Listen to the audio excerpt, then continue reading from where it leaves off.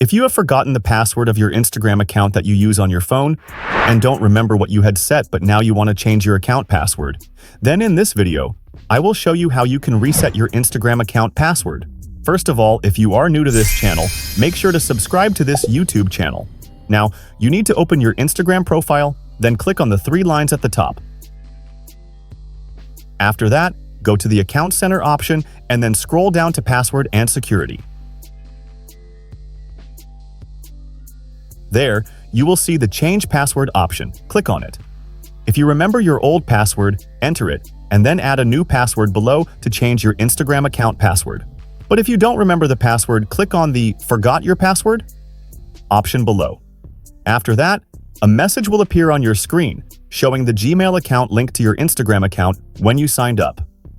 Now, Instagram will send a link to this Gmail. To access it, open the Gmail app on your phone, and you will find an email from Instagram.